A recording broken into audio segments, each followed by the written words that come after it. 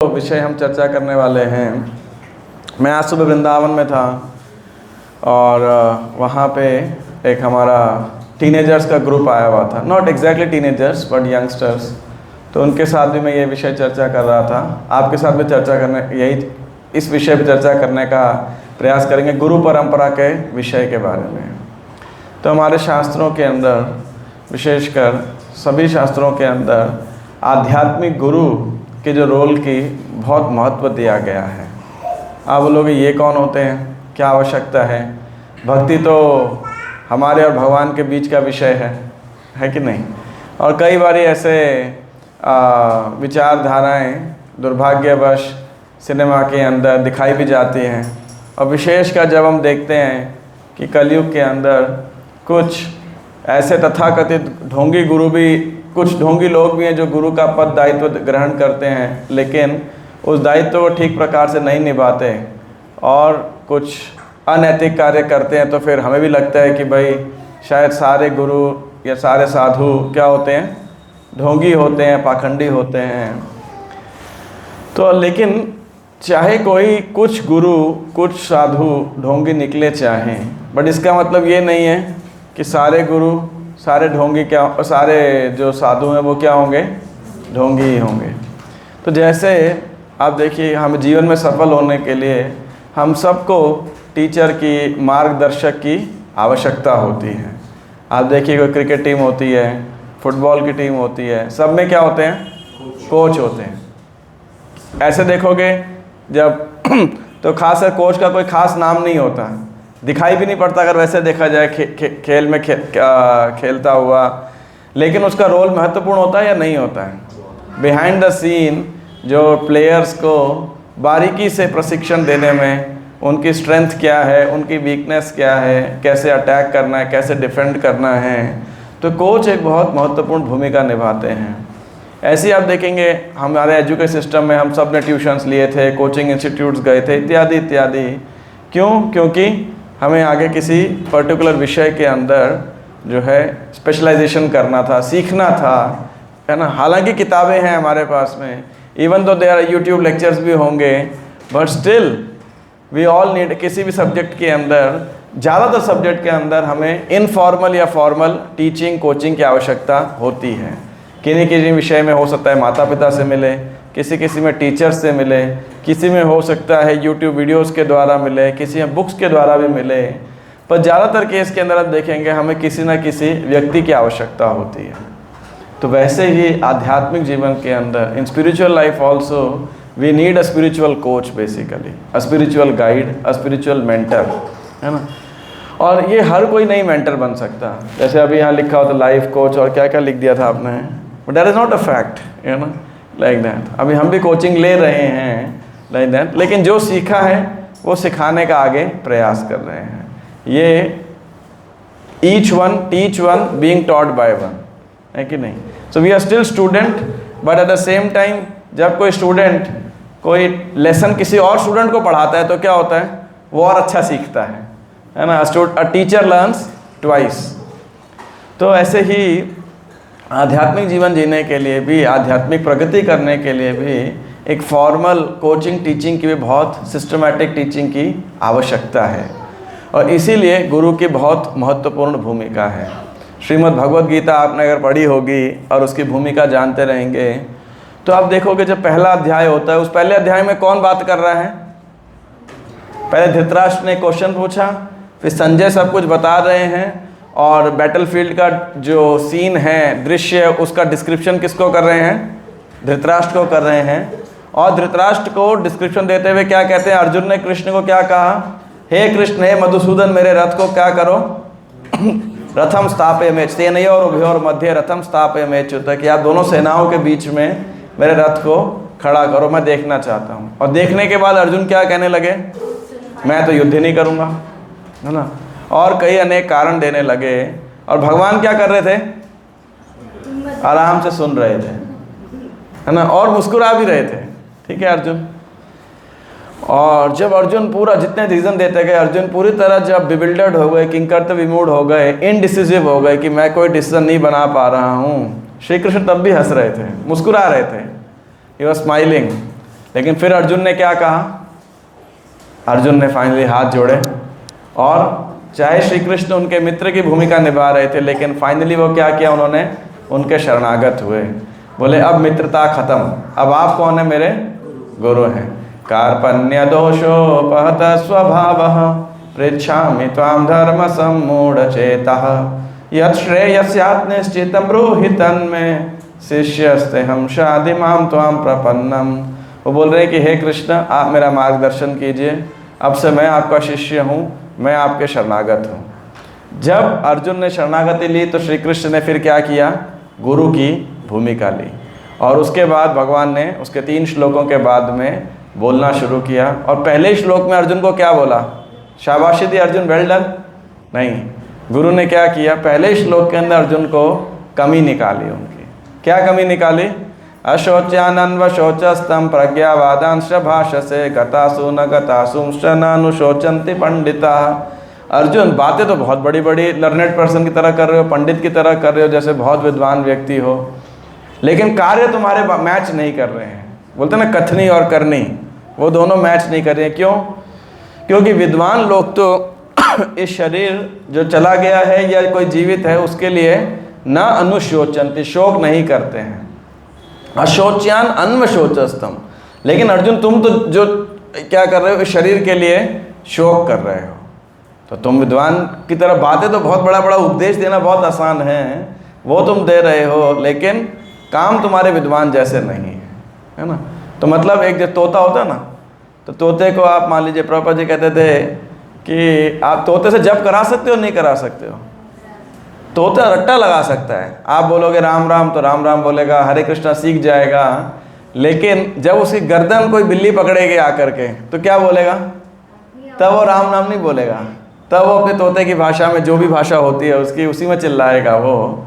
तो उसी प्रकार से जो है, तो ये इज़ नॉट लर्न चैंटिंग, है ना, कि जब हेल्पलेस अवस्था के अंदर है, असहाय अवस्था में है, तो हम भगवान के नाम का उच्चारण कर सकें। तोते ने पैरट लाइक चैंटिंग जिसे बोलते हैं, बोलना जरूर सीख लिया है, लेकिन असली जप नहीं सीखा है। तो उसी प्रकार से भगवान अर्जुन को डांटते हैं। तो गुरु के हमारे जीवन में बहुत आवश्यकता है। तो अब आप बोलोगे कि फिर हमें गुरु कैसे प्राप्त होंगे? भगवत प्राप्ति के लिए भी। तो ये मैंने उदाहरण दिया था अर्जुन का और श्री कृष्ण का। हालांकि उनका मित्रता का संबंध था, लेकिन फिर भी जब आध्यात्मिक ज्ञान की बात आई तो अर्जुन ने क्या किया? शिष्यत्व ग्रहण किया। He became a student, he became a disciple basically. तो उसी प्रकार से आध्यात्मिक जीवन में प्रगति करने के लिए हमें भी आध्यात्मिक गुरु मार्गदर्शक की बहुत आवश्यकता है। अब प्रश्न आता है, कहाँ मिलेंगे गुरु, है ना? तो इसलिए गुरु की क्या योग्यता होती है, गुरु की क्या क्वालिफिकेशन होती है? तो आध्यात्मिक गुरु बनना या आध्यात्मिक मार्गदर्शक बनना ये कोई छोटी जिम्मेदारी नहीं है, ये बहुत बड़ी जिम्मेदारी है, जहाँ पे गुरु शिष्य की जिम्मेदारी ग्रहण करते हैं और शिष्य भी एक जिम्मेदारी स्वीकार करते हैं। क्या जिम्मेदारी है? शिष्य बोलता है कि मैं गुरु के निर्देशों का पालन करूँगा, और गुरु की क्या जिम्मेदारी है? वो केवल और केवल भगवान के दिए गए उपदेशों को ही दोहराते हैं।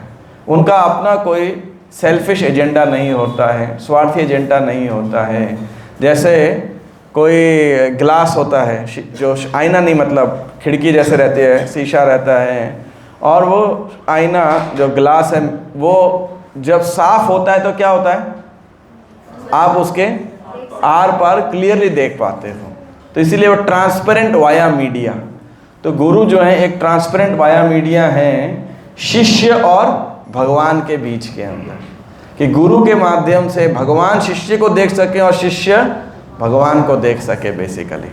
तो इसीलिए गुरु का जो दायित्व है ये एक बहुत बड़ा महत्वपूर्ण दायित्व है। In fact it's the most important responsibility. और गुरु की जिम्मेदारी क्या है? भगवान का संदेश शिष्य को इस प्रकार दें ताकि शिष्य भगवत प्राप्ति के लिए प्रेरित हो सके, गंभीर हो सके। और जो शिष्य हैं उसकी क्या जिम्मेदारी है? उसकी जिम्मेदारी है कि गुरु को इसलिए ना जाए, गुरु जी मेरा बिजनेस में लॉस हो रहा है, कोई तरीका बताइए कैसे ज़्यादा आमदनी हो सकती है। गुरु जी मेरा स्वास्थ्य खराब हो रहा है, कोई मंत्र आप बोलिए जिसके द्वारा तबीयत ठीक हो जाए। इसके लिए गुरु जी नहीं है। है ना। अगर आपकी तबीयत खराब है तो किसके पास जाना चाहिए? डॉक्टर के पास जाना चाहिए। अगर आपका बिजनेस में लॉस हो रहा है तो आपको किसके पास जाना चाहिए? किसी बिजनेस कोच के पास, कंसल्टेंट के पास, या जो अनुभवी हैं कि क्या करना चाहिए क्या नहीं करना चाहिए। आध्यात्मिक गुरु इस उद्देश्य के लिए नहीं बने हैं। हालांकि अलग बात है, ज़्यादातर लोग भगवान के पास, अधिकांश लोग, नॉट एवरीवन, कि भगवान की शरण में कब जाते हैं?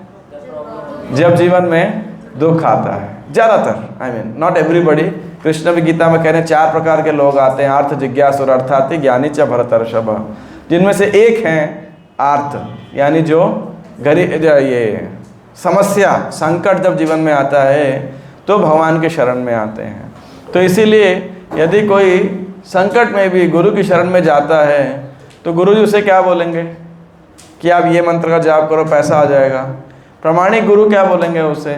देखो भगवान ने जो उपदेश दिया, ताम तितिक्षस्व भारत, इस जीवन के अंदर सुख दुख, मान अपमान, सफलता विफलता, अमीरी गरीबी, ये सब तो आता रहेगा। भगवान ने क्या कहा? जिस प्रकार से आपके बिना मांगे सुख आया था, बिना मांगे दुख आ रहा है। आगम अपायनो अनित्या, ये आया है और चले जाएगा। जैसे जब गर्मी थी तो हम कहते हाँ इतनी गर्मी है, फिर बारिश आ रही थी, ख़त्म ही नहीं हो रही बारिश, इतनी बारिश हो रही है, लेकिन दोनों चले गए। अब क्या आ रहा है? सर्दी आ रही है। हम में से किसी ने प्रार्थना तो नहीं कर रहे थे कि सर्दी आ जाए। सर्दी आएगी फिर क्या होगा? सर्दी भी चली जाएगी और फिर क्या है? अगली ऋतु आ जाएगी, वसंत ऋतु आ जाएगी, फिर गर्मी भी आ जाएगी। तो उसी प्रकार से सुख दुख, हानि पराजय, ये सब का लाभ हानि लाभ, विजय जय पराजय, मान सम्मान, ये साइकिल आता रहेगा और जाता रहेगा। श्री कृष्ण कहते हैं कि उसे सहन कीजिए।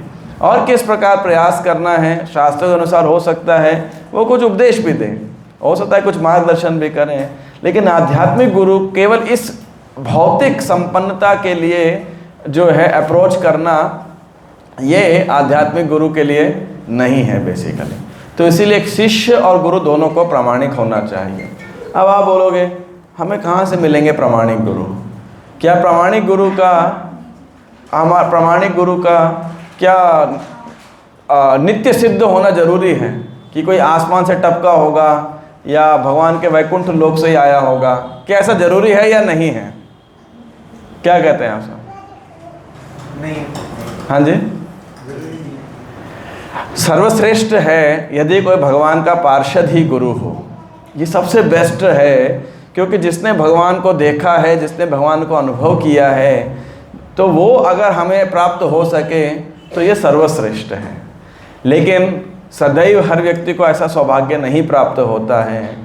एंड जस्ट बिकॉज उसके पास ये सौभाग्य नहीं है तो इसका मतलब ये नहीं है कि वो सौभाग्य से वंचित रहेगा या भगवत प्राप्ति से वंचित रहेगा। भगवान ने एक बहुत अच्छा सिस्टम बनाया है। वो सिस्टम को क्या कहते हैं? गुरु परंपरा या डिसिप्लिन सक्सेशन। जैसे कई स्टूडेंट्स जो हैं एक क्लास के अंदर होते हैं, उस क्लास में से में भी 2-4-5% स्टूडेंट्स क्या बनते हैं? बाद में टीचर बनते हैं, प्रोफेसर्स बनते हैं और वो फिर आगे पढ़ाते हैं, है कि नहीं? और उनके पास एक क्वालिफ़िकेशन होती है कि हाँ जी भाई बीएड होना चाहिए, मास्टर्स या पोस्ट डॉक्टरेट होना चाहिए। जिस प्रकार की टीचिंग है उस प्रकार की उनके पास में तालीम होनी चाहिए, क्वालिफ़िकेशन होने चाहिए, और फिर वो आगे पढ़ा सकते हैं। राइट और wrong? So they are called authorized. ऐसे जो भी स्कूल या कॉलेज में हम दाखिला लेते हैं तो वो स्कूल कॉलेज क्या होना चाहिए? रिकॉग्नाइज्ड होना चाहिए, है कि नहीं? ऐसे, और आप भी अपने बच्चों का जब एडमिशन कराते होंगे तो क्या देखते हैं? हाँ जी भाई सीबीएसई बोर्ड है, आईबी है और आईसीएसई बोर्ड है या स्टेट बोर्ड है, किसी से ये रिकॉग्नाइज होना चाहिए और एफिलिएटेड होना चाहिए, है कि नहीं? तो आप देखिए स्कूल में दाखिला कराते समय हम ये चेक करते हैं। किसी डॉक्टर के पास जाते हैं तो हम क्या देखते हैं? उनकी डिग्री आप देखोगे हमेशा वहाँ पे लगी रहेगी, सर्टिफिकेट्स लगे रहेंगे, उनके प्रैक्टिस का नंबर रहेगा। लॉयर या सीए के पास जाएंगे तो उनका भी जो ऑथराइजेशन है वो रहेगा। तो उसी प्रकार से कोई व्यक्ति जो आध्यात्मिक मार्ग में गंभीर है, जिसने अपने प्रामाणिक गुरु की शरण ग्रहण करी है, तो वो भी आगे गुरु का दायित्व निभा सकता है कि नहीं? अब हमारे ये जो अब आप देखिए, तो मैं एक बार थोड़ा सा एक अलग विषय लेके वापस दोबारा इसी विषय पे आएंगे। तो अब ये जो आध्यात्मिक गुरु के हमने अभी तक 3 विषय चर्चा की। पहला क्या? कि हमें आध्यात्मिक प्रगति के लिए गुरु की आवश्यकता है। दूसरा विषय क्या चर्चा किया था हमने कि प्रामाणिक गुरु और शिष्य की जिम्मेदारी है, दोनों के बीच में गुरु की भी कोई साधारण बात नहीं है। और तीसरा विषय हमने क्या चर्चा किया कि एक जरूरी नहीं है कि जो प्रामाणिक गुरु हैं उनको भगवान का नित्य पार्षद ही होना पड़ेगा। ऐसा हो सबसे बेस्ट विकल्प है ये अनडाउटेडली, लेकिन हमारे पास दूसरा सिस्टम है जो भगवान ने बनाया, वो क्या है? डिसिप्लिक सक्सेशन, गुरु परंपरा का। जिस प्रकार टीचर स्टूडेंट, उनके स्टूडेंट इस प्रकार से, तो यही ज्ञान और भक्ति की प्रक्रिया हमें अनएडल्टरेटेड रूप के अंदर प्राप्त हो सकती है। अब हम दूसरी बात, एक और मैं विषय आपको चर्चा यहाँ से करके और फिर हम दोनों को कनेक्ट करेंगे यहाँ पर इसी विषय के ऊपर आके। अब आप देखिए पूरे समाज के अंदर अनेक योनियाँ हैं। कितनी योनियाँ बताई गई हैं हमारे शास्त्रों में? 84 लाख, 84 लाख। तो उसमें जलचर हैं, एक्वेटिक्स हैं, बर्ड्स हैं, और ये रेप्टाइल्स कीड़े मकोड़े हैं, मनुष्य हैं, पशु हैं, इत्यादि वृक्ष हैं। तो अनेक प्रकार की ऐसी योनियाँ बताई गई हैं। और कितने जीवात्माएं हैं?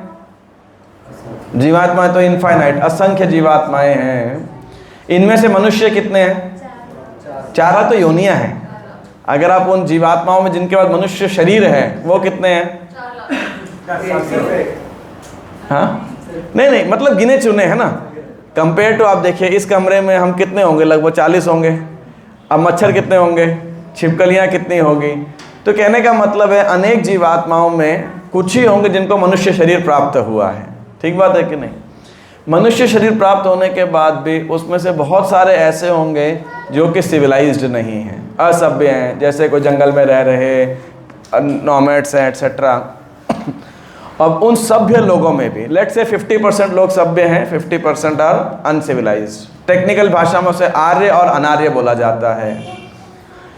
अब जो सभ्य लोगों में भी जो सुसंस्कृत हैं उन लोगों में भी कितने नास्तिक हैं और कितने आस्तिक हैं? हम 50-50 ले लेते हैं, है ना। बल्कि ज़्यादातर लोग आस्तिक होते हैं, नास्तिक होते हैं? नास्तिक ही होते ज़्यादातर लोग, है ना। पहले फॉर्म भरते थे गूगल वगैरह के अंदर तो रिलीजन पूछते थे वो लोग, सब रिलीजन लिखते थे, लेकिन ग्रेजुअली दे चेंज क्या? एथिस्ट ऑल्सो, लाइक दैट, है ना। तो अब उनमें से तो आप देखिए कितने लोगों की छटाई होती जा रही है। अब उन आस्तिक लोगों में से आपको क्या लगता है कितने लोगों को वास्तविकता में भगवान के बारे में ज्ञान है? बहुत कम लोगों को, ठीक है कि नहीं? ठीक है, हम भगवान में क्यों मानते हैं? क्योंकि हमारे माता पिता मानते थे, हमारे पूर्वज मानते थे, या हम ईसाई हैं, हिंदू हैं, या सिख हैं, या कोई भी ऐसे परिवार से हैं, तो एक हमारी खानदानी परंपरा चलती आ रही है, इसीलिए है। ज़्यादातर हिंदू भाई बहनों को भी आप पूछेंगे गीता में कितने अध्याय हैं, तो बुरा ना मानना, ज़्यादातर हमारे हिंदू भाई बहन क्या बोलेंगे? पता नहीं। कितने अध्याय हैं आप बताइए? 18। मैं अभी पीछे जब विजयदशमी, जब नवरात्रे आते हैं, तो एक हमारे परिचित हैं, वो बहुत बड़ा रामचरितमानस का 9 दिन का पाठ रखते हैं। तो एक दिन उन्होंने अलग अलग दिन अलग अलग संतों को, साधुओं को बुलाते हैं। तो एक दिन हमें इस्कॉन से बुलाया था, तो मैं और इसके भजन नंदन प्रभु गए थे। तो मैंने वहाँ पे पूछा, अब वो रामचरितमानस पढ़ रहे हैं कि रामायण में कितने कांड हैं। तो बहुत लोगों ने तो उत्तर दिया कि ठीक है 7 कांड है, बाल कांड, अयोध्या कांड, अरण्य कांड इत्यादि। लेकिन वो बोले हमारे बच्चों को ये शिक्षा भी नहीं मालूम रहेगी कि रामायण में जो है कितने कांड हैं, और बिना पढ़े हमें ये शिक्षा दी जाती है कि श्री राम या श्री कृष्ण क्या है? एक माइथोलॉजिकल फिगर है बेसिकली। तो ऐसे बहुत कम लोग हैं जिनको भगवान के बारे में ज्ञान है, या जिज्ञासा भी है, सही ज्ञान है, कुछ सेंटिमेंटल ज्ञान है। अब उनमें से भी आप हम देखते हैं इतने सारे सेक्ट्स दिखाई पड़ते हैं, है ना। चाहे वो ईसाइयों के हों, पारसियों के हों, ज्यूस के हों, यहूदियों के हों, इस्लाम मुस्लिम्स हों, और सनातन धर्म के जो अवलंबन कर रहे हैं वो हों। उसके बाद उनसे आप पूछेंगे भगवान कौन है, तो कोई बोलेगा भगवान एक है, कोई बोलेगा बस एक ही है, इसके अलावा कोई है ही नहीं, है ना, और इत्यादि। लेकिन क्या करता है तुम्हारा भगवान? अच्छा, तो कोई ज़्यादा नॉलेज नहीं होगा इस विषय के ऊपर, थोड़ा बहुत नॉलेज होगा, उन्हें ज्ञान प्राप्त किया रहेगा। सनातन धर्म में भी अगर आ जाएं तो कितने सारे हमको पंथ दिखाई पड़ते हैं, है कि नहीं? और इस वजह से भी बहुत सारे लोग सनातन धर्म में कंफ्यूज हो जाते हैं कि भाई कोई देवी का उपासक है, शक्ति का उपासक है तो शाक्त कहलाता है, कोई शिव जी का उपासक है तो शैव कहलाता है, कोई गणेश जी का उपासक है तो गणपत्य कहलाता है। तो ऐसे अब लोग इस पर भी कंफ्यूज हो जाते हैं। आपके यहाँ तो पॉलीथीज़म यानी क्या बोलते हैं, बहु ईश्वरवाद, अनेक ईश्वर, ऐसा कैसे हो सकता है कि इतने सारे ईश्वर हों? सच बात है कि नहीं? तो लोग कंफ्यूज होते हैं। तो क्या कहते हैं, जिसको मानना है उसको मान लो, या तो मत तत्वपथ। इसके अलावा भी सनातन धर्म की एक और शाखा है, और समहाउ ज़्यादातर अन्य रिलीजन सनातन धर्म के बाहर के भी और सनातन धर्म में भी वो क्या मानते हैं कि भगवान कौन है?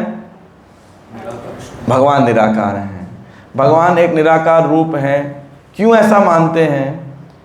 क्योंकि उनका लॉजिक क्या है कि देखिए, हमारा रूप जो है, हम सबके पास एक रूप है, एक शरीर है, एक फॉर्म है, ये हमें क्या करता है? लिमिट कर देता है, हमें सीमा बांध देता है। कैसे? आप पंजाबी बाग में हो तो आप अपने घर में नहीं हो सकते हो, राइट? अब यहाँ पे हैं आप प्रभुपाद भवन में, तो यानी क्योंकि आपके पास फॉर्म है, एक समय में आप एक ही स्थान पर हो सकते हैं। दूसरा, हम में से हम सब के पास जो ये रूप है, शरीर है, फॉर्म है, ये हमें ज़्यादा सुख देता है या कष्ट देता है? हमें कष्ट प्राप्त होता है। तो इसका उनका लॉजिक ये है कि ये फॉर्म हमें कष्ट देता है। तो एक तो सीमित, हमें लिमिट कर देता है। तीसरा क्या है? ये टेम्पररी है, ये फॉर्म भाई 50, 60, 70, 80 साल के बाद में ये फॉर्म हमें छोड़ना पड़ेगा, बदलता रहता है। इस शरीर में भी आप देखिए, चेहरा हमारा, शरीर का जो है वो रूप, रंग, आकार बदलता रहता है। कुछ साल एक जैसा रहेगा, फिर समय के बाद बदलता जाएगा। तो इसका मतलब ये फॉर्म भी क्या है? परमानेंट नहीं है, इट कीप्स चेंजिंग।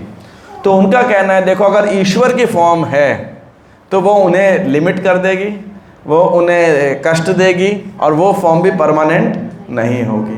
और वो देखते हैं, देखो श्री राम के, अगर आप कहते हो कि राम भगवान हैं, वो भी कितने साल रहे। आप कहते हो कृष्ण भगवान हैं, तो वो भी लगभग 125 साल करीब रहे और चले गए। देखो उनकी फॉर्म भी टेम्पररी है। तो ऐसा वो उदाहरण देते हैं। ये भी सनातन धर्म का एक पक्ष है। वो कह रहे देखो, आकाश सर्वव्याप्त है, फॉर्म नहीं है तो इसीलिए सर्वत्र है, उसके आकाश की कोई सीमा तो नहीं है, ठीक है? आकाश का रूप देखा आपने बदलते हुए कभी? आकाश को कष्ट भी नहीं होता। इसीलिए ईश्वर को इन विकारों से, ट्रांसफॉर्मेशन से अलग होना चाहिए। तो इसीलिए ईश्वर को क्या होना चाहिए, या परम सत्य को क्या होना चाहिए? निराकार होना चाहिए। लॉजिक सही है उनका, गलत है? क्या कहते हैं, कैसे? मैंने हमसे एक बार वैसे कॉन्ट्रडिक्शन मैंने पूछा था। मैंने कहा अगर ये सारे भगवान निराकार है तो हमारा तो आकार है, ये ह्यूमन फॉर्म, तो निराकार आकार कैसे कर सकता है? कोई आकार ही होगा ना जिसने हमारा एक आकार किया, तो वो उसका आंसर दे नहीं पाएगा। अच्छा, लेकिन उनका लॉजिक तो अच्छा है। देखिए, अगर लॉजिक के पॉइंट ऑफ व्यू से कहें तो ठीक बात है, उनका लॉजिक करेक्ट नहीं होगा चाहे, पर ये उनकी प्रेमाइस है ना? यस। जैसे भगवद गीता में लिखा that I once in a millennium appear in my original form.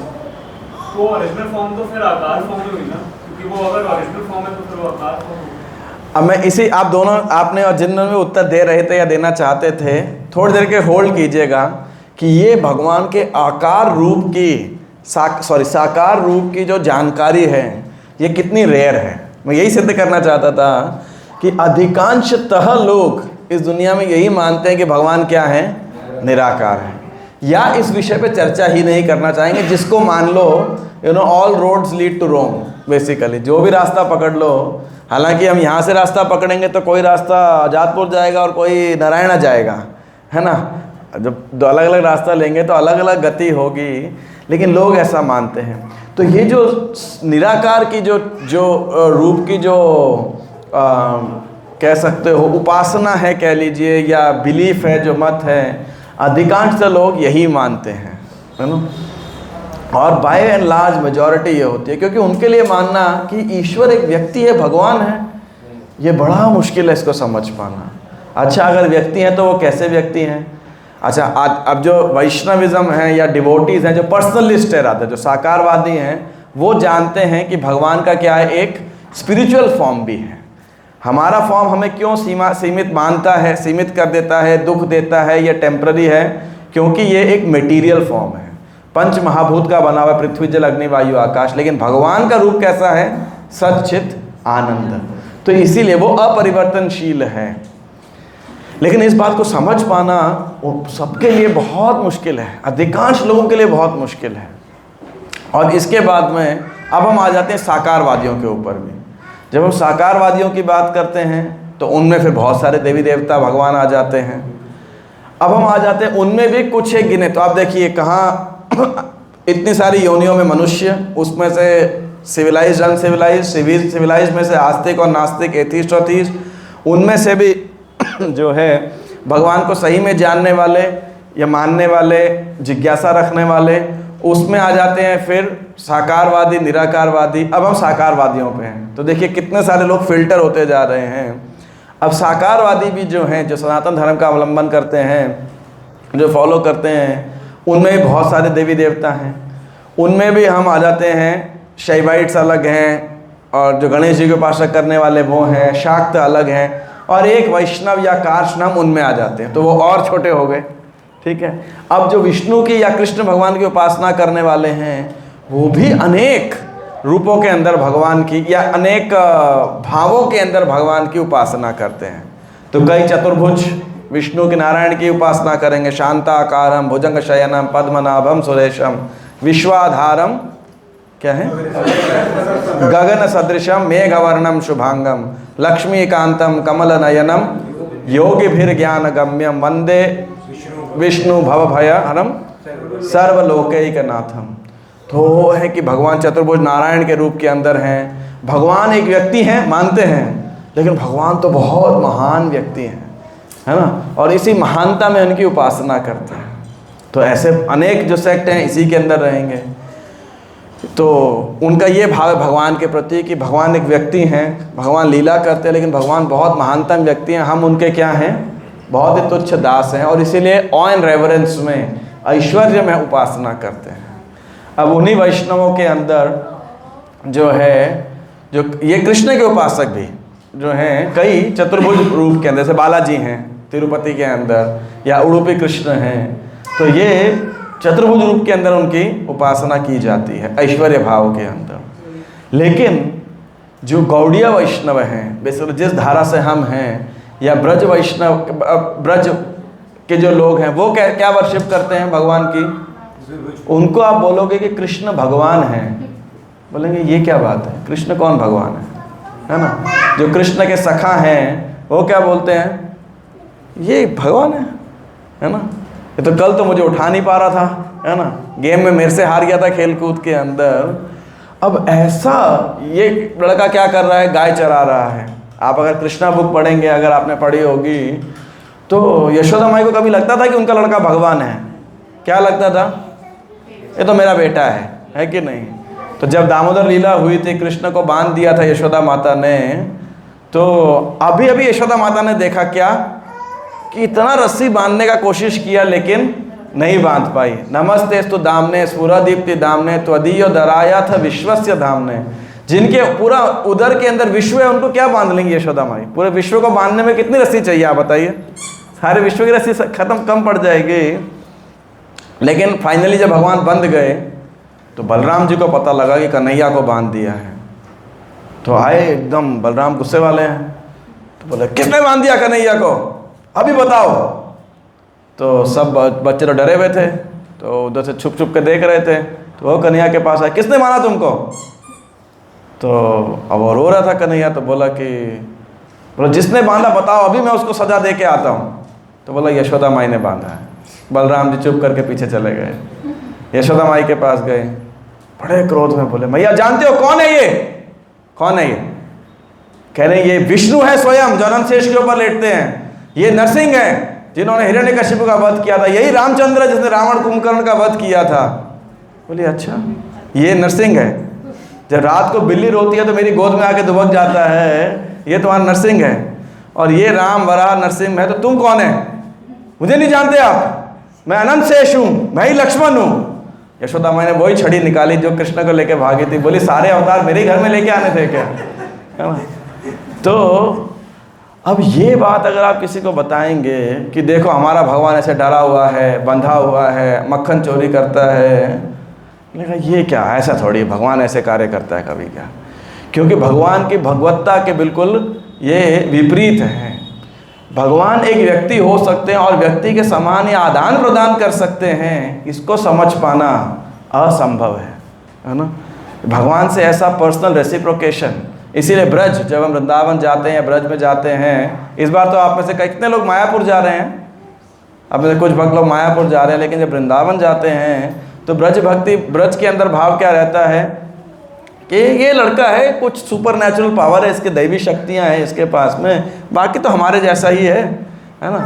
तो वो लोग कभी मान नहीं सकते। तो Braj is the place where God head loses his godhood, where the Lord the intimacy covers the supremacy. जो भगवान का माधुर्य है, घनिष्ठता है, वो भगवान की भगवत्ता को ढक लेती है। जैसे मान लीजिए कोई बहुत बड़ा व्यक्ति है, धनाढ्य व्यक्ति है, तो सब लोग, या कोई बड़ा औदा है किसी के पास में, तो सब लोग उसको सलाम करते हैं, उसकी गाड़ी के अलग रास्ता होता है, अलग तरह गाड़ी होती है। लेकिन जब घर जाता है तो उसकी मम्मी कैसे डील करती है उसके साथ? थोड़ी बोलेगी हाँ जी प्रधानमंत्री आया है, वो घर के नाम से उसको बुलाएगी, है ना। बच्चे या जो होंगे वो क्या करेंगे, पापा पापा बुलाएंगे। अब ठीक है, देश का प्रधानमंत्री होगा, बड़ा बिजनेसमैन होगा, कोई भी होगा, लेकिन घर में क्या है, उनके लिए तो उनका पिता है। बाहर 1000 लोग सैल्यूट कर रहे होंगे, है ना, लेकिन घर में उसके माता पिता, उसकी पत्नी, अन्य रिश्तेदार उसको क्या कर रहे होंगे, डांट लगा रहे होंगे। अब कोई बाहर का व्यक्ति देख लेगा, बोले अरे देखो ये हमारे साहब हैं और घर में ऐसी हालत है इनकी, है ना। तो ऐसा क्यों? क्योंकि घर में घनिष्ठता है, घर में व्यक्ति से प्रेम है, औहदे के साथ प्रेम नहीं है। बाहर तो उस औहदे को सलाम कर रहे हैं। तो उसी प्रकार से कृष्ण भगवत्ता भी प्रस्तुत करते हैं। अब इस बात को जान पाना रेयरेस्ट ऑफ रेयर ये ज्ञान है बेसिकली। तो मैं ये बात आपको कहना चाह रहा था कि अब इतने सारा भगवान के विषय में ज्ञान है, तो मेरा आपसे एक प्रश्न है, आप कैसे इस डिफरेंस को, कि इतने सारे लोग, कोई निराकार रूप में तो कोई बहु ईश्वरवाद के रूप के अंदर, या कोई विष्णु के रूप में, चतुर्भुज रूप में भगवान की उपासना करते हैं, फिर कृष्ण के उपासक भी, तो कोई माधुर्य भाव में है, कोई वात्सल्य भाव में है, कोई दास्य भाव में है। आप इस अपेरेंट डिफरेंस को, अंतर को कैसे रिकंसाइल करोगे? आप, कोई आपके पास आए, क्या समझ ही नहीं आता है, इतने सारे पंथ हैं, इतने सारे मत हैं लोगों के, तो क्यों हैं इतने सारे मत? तो आप क्या समझाओगे उन्हें? इवन मैं समझ में क्वेश्चन समझ रहे हैं आप? इवन वैष्णव के अंदर, ये तो ब्रज के वैष्णव हो गए, और जो लोग जैसे मैं तिरुपति बालाजी या श्रीरंगम में जो ऐश्वर्य में भाव पूजा कर रहे हैं, वो भी वैष्णव हैं, ऐसा नहीं है कि वो गलत हैं। और ऐसे भी कुछ हैं जैसे पुष्टि मार्गीज हैं या वल्लभाचार्य संप्रदाय के हैं, वो भगवान को वात्सल्य भाव में सेवा करते हैं उनकी, तो वो भी गलत नहीं है।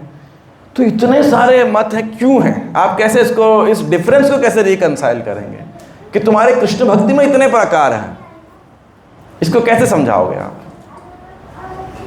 हाँ जी, गीता के थ्रू। कैसे बताइए, क्या गीता के थ्रू क्या बताएंगे? गीता में जैसे बता रखी है भगवान एक ही है। जैसे हमारा भी भ्रम है कि विष्णु भगवान थे, उनके थ्रू कृष्ण आए थे, लेकिन गीता के थ्रू पता चलता है कि कृष्ण भगवान थे, उनके थ्रू थे। तो धीरे धीरे discovery of God and discovery of dharma and discovery of devotion निकलती है गीता के थ्रू। तो that is how we can reconcile. पर आप कह रहे हो भगवान एक हैं, जब भगवान एक है तो उन्हें एक ही तरीके से अप्रोच करना चाहिए ना, सब अलग अलग तरीके से क्यों अप्रोच कर रहे हैं? मेरा क्वेश्चन ये है कि भगवान एक है, समझ में आ गया, लेकिन फिर भक्ति के इतने सारे प्रकार क्यों हैं? यस माता जी। जैसा परसीव करते हैं भगवान को, भगवान वैसा ही रेसिप्रोकेट कर देते हैं। अच्छा, आपको जैसा परसीव करते हैं, इसका मतलब तो मेरा मत भगवान से ज़्यादा सुप्रीम हो गया, मेरी परसेप्शन भगवान से सुप्रीम हो गई। जैसे अगर कोई भगवान को पिता के रूप में देखना चाहते तो भगवान पिता के रूप में उसे आदान प्रदान, और कोई नहीं, मैं समझ गया, वो तो एक भक्त की भावना है, भक्त जानता है भक्त और भगवान का संबंध है, इसीलिए भगवान प्रेमवश अपने भक्त के जो बंधे हुए हैं दामोदर के रूप में क्यों बंधे हैं वो, लेकिन ये तो भक्ति समझ सकता है। लेकिन मेरा ये कहना है एक लेमैन को, अगर एक जैसे वो बोले आप इस्कॉन में जाते हो, कृष्ण भक्ति करते हो, जब भगवान एक है तो इतने सारे विधियों के द्वारा कैसे, इसका मतलब एक सही होगी, बाकी सारी जितनी 99 विधियाँ गलत होंगी। तो यार क्या उत्तर दोगे आप इसको, कैसे रिकंसाइल करेंगे?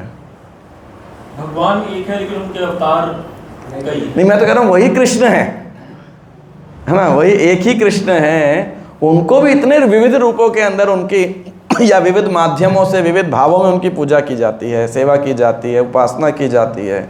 इसको कैसे समझाएंगे? मैं तो वो सब कह ही नहीं रहा अभी, तो ब्रह्मवादी, परमात्मावादी, कर्मी, ज्ञानी, योगी और देवी देवता के उपासक, विराट रूप के उपासक, ये सब की तो मैं चर्चा ही नहीं कर रहा। मैं तो बिल्कुल लास्ट जो फिल्टर्ड सेगमेंट है ना, उसकी बात कर रहा हूँ। उसमें भी इतने सारी विचारधारा हैं, तो आप कैसे रिकंसाइल करेंगे? यस जो भगवान है ना, वो रसों की खान है।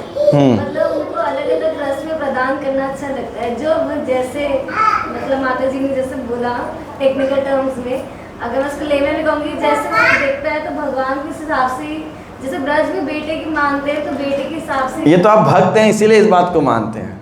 लेमैन को समझाना हो तो आप बड़ा सरल सी बात करिए उन्हें, बोलिए देखिए भगवान चाहे एक व्यक्ति हैं, लेकिन भगवान को अनंत भी होना पड़ेगा। भगवान चाहे साकार हैं, लेकिन साथ में क्या है, वो उनका निराकार रूप भी है। ब्रह्म ज्योति जो उनके शिव तेज से निकल रही है, वो क्या है, सर्वव्याप्त है बेसिकली। तो इसीलिए दो God is a person but he is not limited like me and you, वो अनंत है। तो इसीलिए जब वो इनफाइनाइट भी हैं, ये अपरेंट कॉन्ट्राडिक्शन है ना, अद्वैतम अच्युतम अनादिम अनंत रूपम, तो भगवान जो हैं वो अनंत रूप धारण कर सकते हैं और करते हैं। और इसीलिए अनंत लोग अनंत तरीके से भगवान को अप्रोच कर सकते हैं। कर सकते हैं, नहीं कर सकते हैं? आप निराकार के रूप में भी करेंगे। जैसे लोग कहते हैं कि भाई आप लोग पत्थर की पूजा करते हो, है कि नहीं, मूर्ति पूजा को जो खंडन करते हैं। हम क्या बोलते हैं कि नहीं, हम भी पत्थर की पूजा नहीं करते। हम क्या करते हैं, हम श्री विग्रह आराधन करते हैं। लेकिन बोलेगा है तो पत्थर ही, तो अगर पत्थर की ही पूजा करनी है, उसके बाद में कोई हमें देख लेगा कि भाई गिरिराज जी की परिक्रमा कर रहे हैं ये लोग, गोवर्धन को प्रणाम कर रहे हैं, गोवर्धन शिला का अभिषेक कर रहे हैं, तो क्या बोलेगा? अब तो निश्चित हो गया तुम लोग भाई कुछ भी हो, सुबह सुबह पौधे की पूजा करते हो, तुलसी की पूजा करते हो, फिर पत्थर के अभिषेक करते हो, है ना, इत्यादि इत्यादि। तो बोलते हैं जब पत्थर की पूजा करें तो कोई पत्थर उपासना कर लेते हैं। गलत है, सही है? देखो अगर एक दृष्टिकोण से देखा जाए तो पूरी तरह गलत नहीं है, पूरी तरह गलत नहीं है, अधूरा है ये।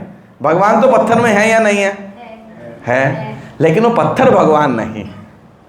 समझे बात को ना? भगवान तो कण कण में व्याप्त हैं, लेकिन भगवान वो पत्थर भगवान नहीं है। मेरे में भगवान होना और मेरा भगवान होना, ये दो अलग चीज़ है। तो भगवान हर कण कण में है, इसका मतलब ये नहीं है हर कण कण भगवान हो गया। इसीलिए फिर हम बाकी जो डीटी वर्शिप की फिलॉसफी उनको समझाते हैं। तो इसीलिए ये जो वैष्णव हैं, भक्त हैं, कई बार हमारे अंदर भी कट्टरता दिखाई पड़ती है कि बस एक ही है, इसके अलावा कोई नहीं है। लेकिन वास्तविकता में अगर हम प्रभुपाद जी की शिक्षाओं को ध्यानपूर्वक पढ़ेंगे, समझेंगे उनके माध्यम से, तो हम देखेंगे कि हर कोई उसी ईश्वर की खोज में है। कोई फर्स्ट स्टैंडर्ड में है, कोई सेकंड स्टैंडर्ड में है, कोई थर्ड स्टैंडर्ड में है।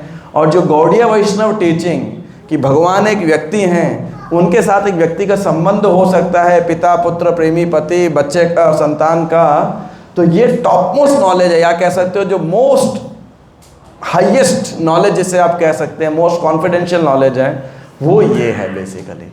बट इसका मतलब ये नहीं है कि बाकी सारी नॉलेज बेकार हो गई, राइट?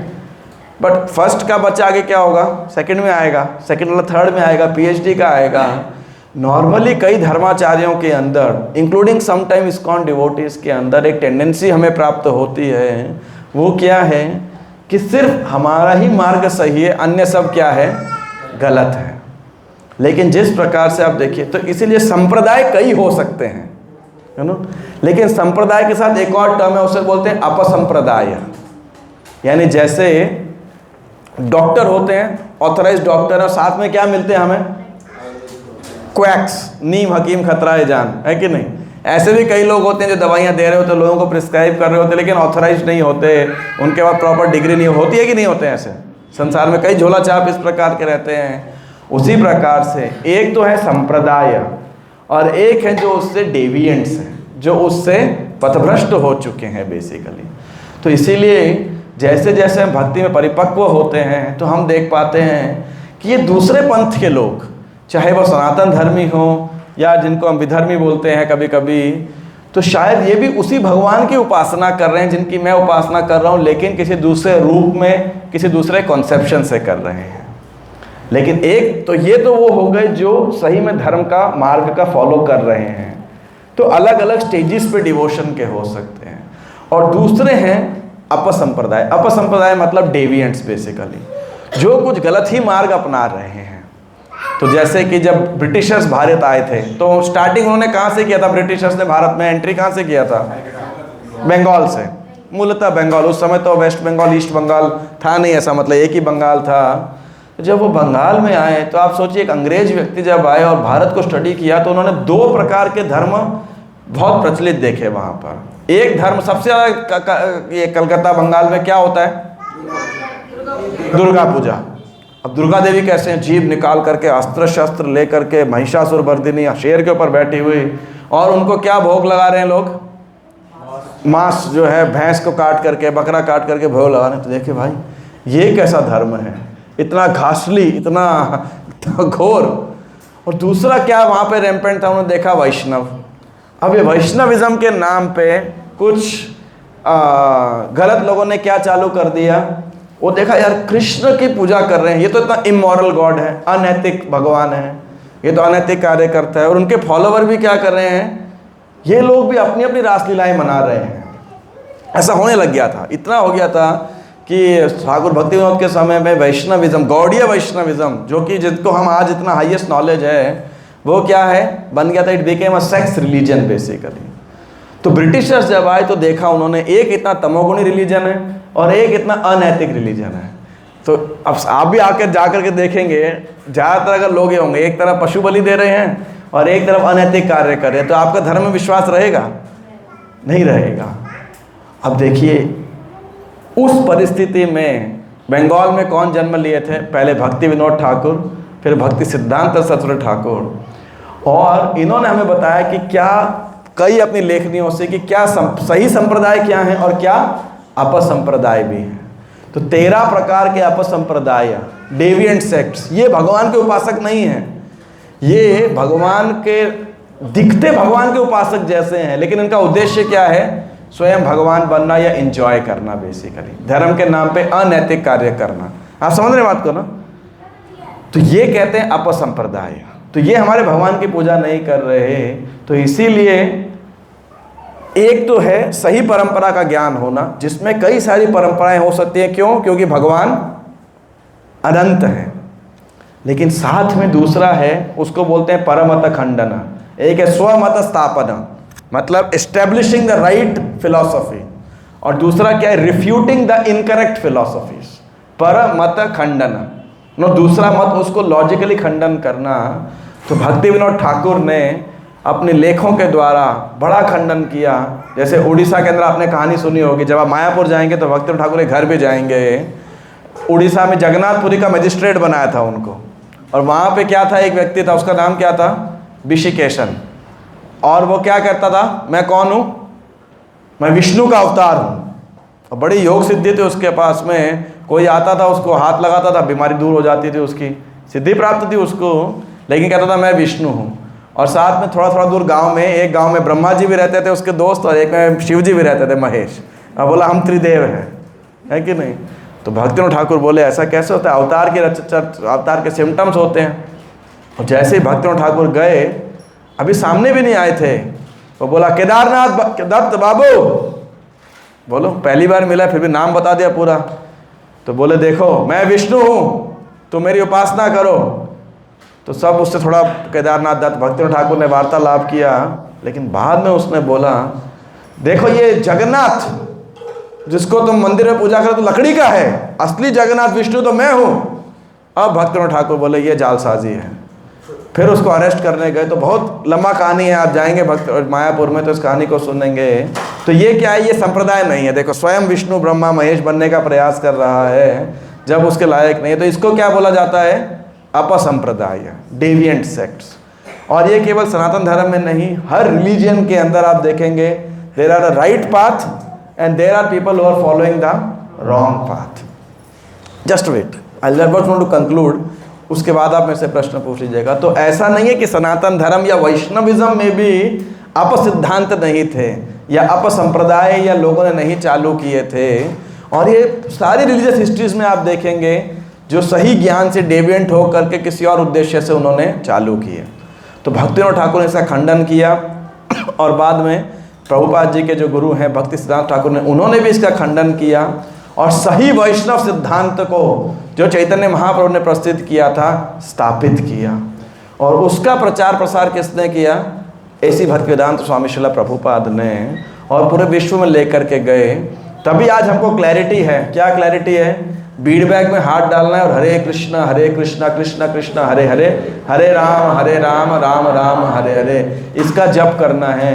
नहीं तो क्या होता, जैसे चैतन्य महाप्रभु तो कीर्तन किया करते थे और कीर्तन कर रहे हैं, प्रेम के भाव में लोटपोट हो रहे हैं और कभी हंस रहे हैं, रो रहे हैं, जोर जोर से भगवान का नाम ले रहे हैं, कोई शुद्ध बुद्ध नहीं है।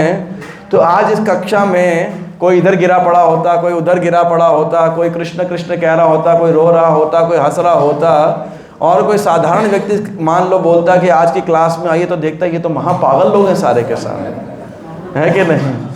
और कोई कुछ भी कर रहा होता, हमें लगता है वो भक्ति है। लेकिन सरस्वती ठाकुर की वजह से हमारे पास क्या है?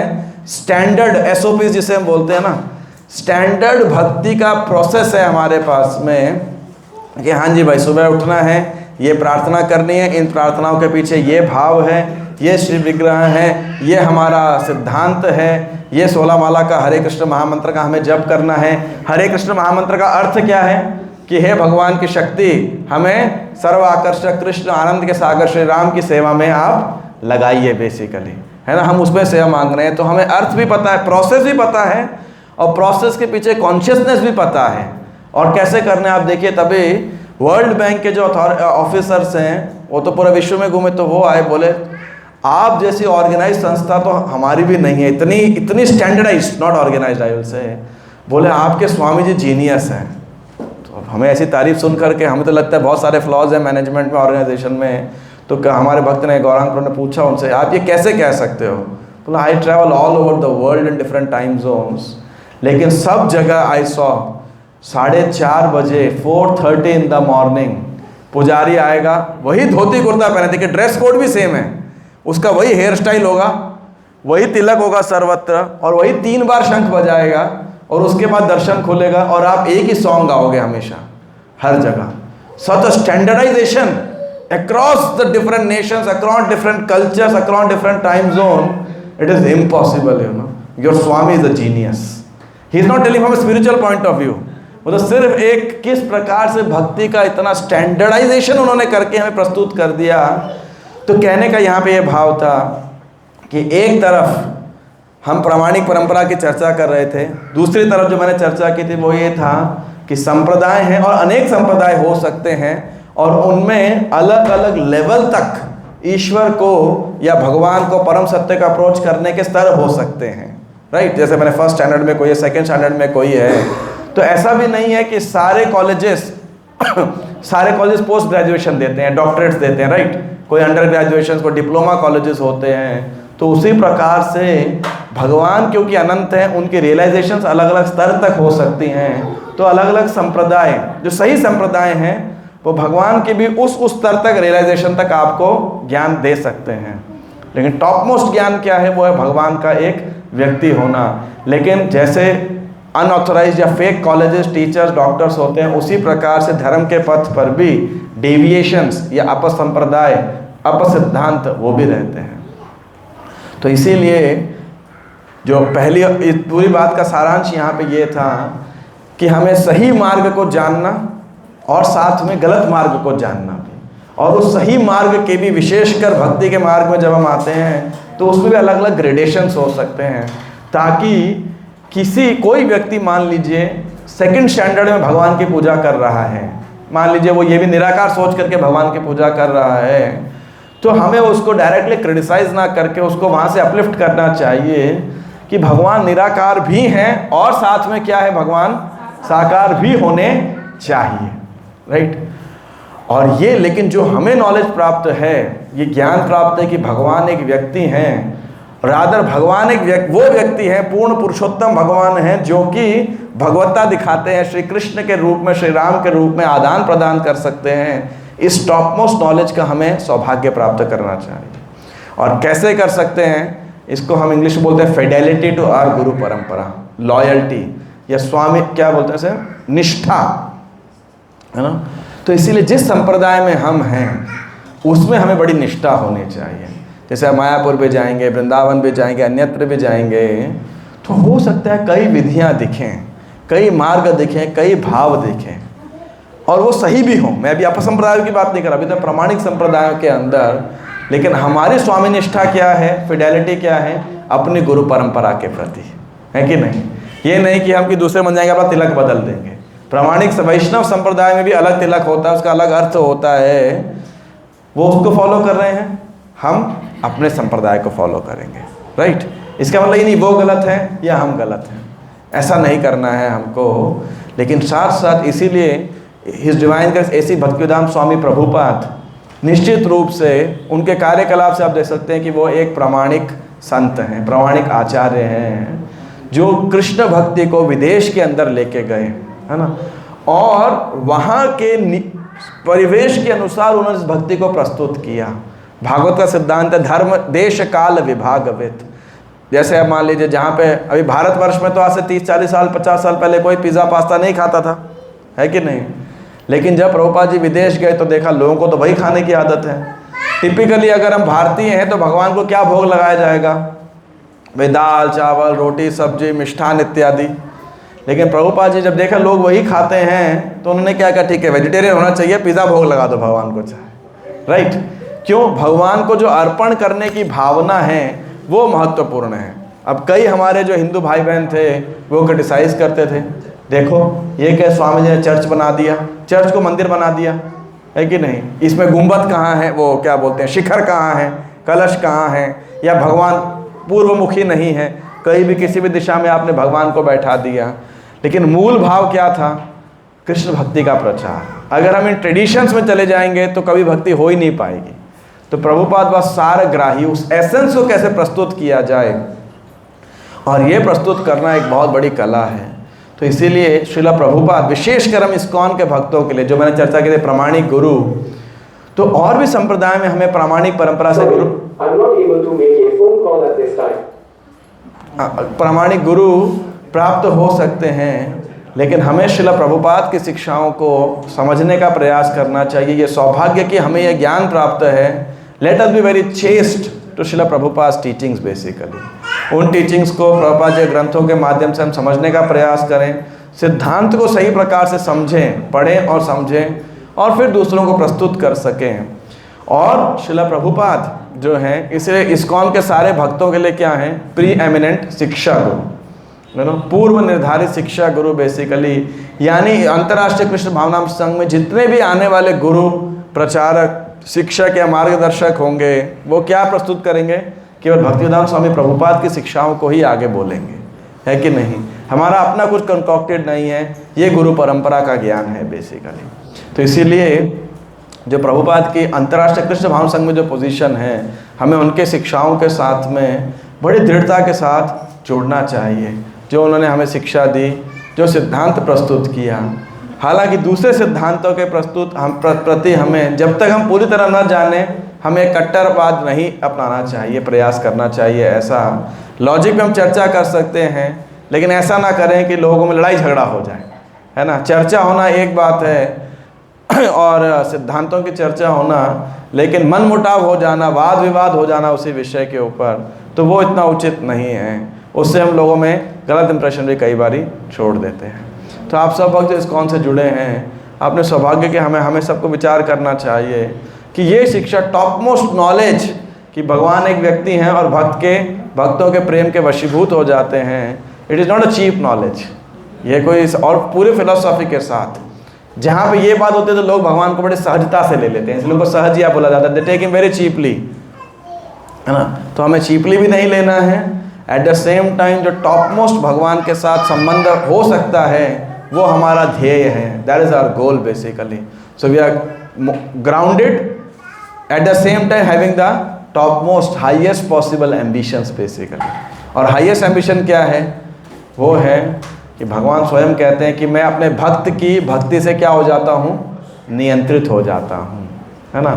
ये प्रायशोज जितोप्यसित स्त्रीलोक्याम, भगवान का एक नाम है Ajit. No one can conquer the Lord, but ये प्रायशो जित अजित जितोप्यसित स्त्रीलोक्याम, जिनको तीनों लोकों में कोई नहीं जीत सकता है, वो अपने भक्त की भक्ति से क्या हो जाता है? जीते जाते हैं। तो अभी तो समय नहीं है, मैं आप ये एक भजन गाना चाहता था जिसमें पूरी गुरु परंपरा का वर्णन है कि कृष्ण से किस प्रकार ब्रह्मा जी से नारद जी से वेदव्यास से मध्वाचार्य, पद्मनाभ, नृहरि, माधव तीर्थ, अक्षोभ्य तीर्थ, जय तीर्थ, उसके बाद दयानिधि, ज्ञान सिंधु, दयानिधि, विद्यानिधि, राजेंद्र, जयधर्म, पुरुषोत्तम, ब्रह्मण्य तीर्थ, व्यास तीर्थ, लक्ष्मीपति, माधवेंद्रपुरी, उसके बाद ईश्वरपुरी, फिर श्री चैतन्य महाप्रभु, उसके बाद रूप और सनातन गोस्वामी, अन्य 6 गोस्वामी, फिर कृष्णदास कविराज गोस्वामी, नरोत्तम दास ठाकुर, विश्वनाथ चक्रवर्ती ठाकुर, फिर जगन्नाथ दास बाबा जी महाराज, भक्ति विनोद ठाकुर, गौर किशोर दास बाबा जी और उनके शिष्य भक्ति सिद्धांत सरस्वती और उनके शिष्य श्रीला प्रभुपाद बेसिकली।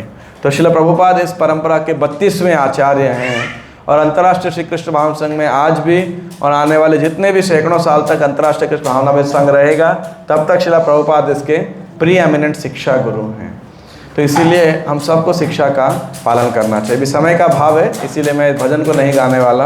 अगली बार कभी आपकी कक्षा में तो इसी से शुरू करेंगे और इसी विषय को हम आगे बढ़ाने का प्रयास करेंगे। तो एक या दो आपसे प्रश्न लेकर के या कॉमन, और फिर आई थिंक दीपदान करने का समय होगा। जी, आप कहना चाह रहे थे? आई एम सॉरी, मेरी स्पीच अगर फास्ट थी या थोड़ी सी अनअंडरस्टैंडेबल थी तो आप बाद में